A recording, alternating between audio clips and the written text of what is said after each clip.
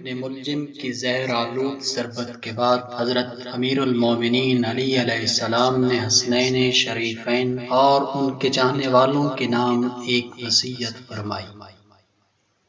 آپ علیہ السلام نے فرمایا، میں تم دونوں کو خدا سے ڈرتے رہنے کی وصیت کرتا ہوں اور دنیا کی طرف مائل نہ ہونا، خواہ وہ تمہاری طرف مائل ہو، اور دنیا کی جو چیز تم سے روک لی جائے اس پر افسوس نہ کرنا، اور جو بھی کہنا حق کے لیے کہنا، اور جو کچھ کرنا ثواب کے لیے کرنا، اور ظالم کے دشمن اور مظلوم کے مددگار رہنا۔ میں تم دونوں کو، اپنی دوسری اولادوں کو، کنبے کے افراد کو، اور جن لوگوں تک میرا یہ نوشتہ پہنچے ان سب کو وصیت کرتا ہوں کہ اللہ سے ڈرتے رہنا اور اپنے امور کو منظم رکھنا، باہمی تعلقات کو سلجھائے رکھنا، کیونکہ میں نے تمہارے نانا رسول اللہ صلی اللہ علیہ وآلہ وسلم کو فرماتے سنا ہے کہ آپس کی کشیدگیوں کو مٹانا عام نماز روزے سے افضل ہے۔ دیکھو،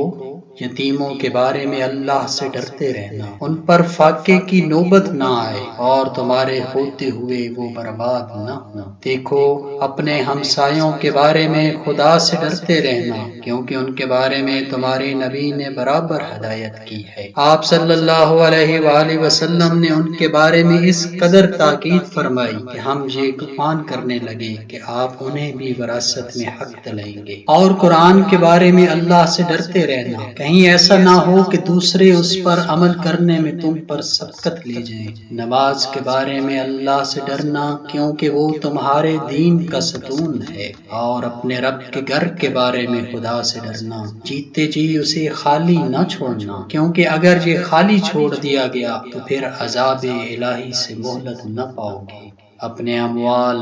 جان اور زبان سے راہ خدا میں جہاد کے سلسلے میں خدا سے ڈرتے رہنا۔ تم پر لازم ہے کہ ایک دوسرے سے میل ملاپ رکھنا اور ایک دوسرے کی اعانت کرنا، خبردار ایک دوسرے سے قطع تعلق سے پرہیز کرنا۔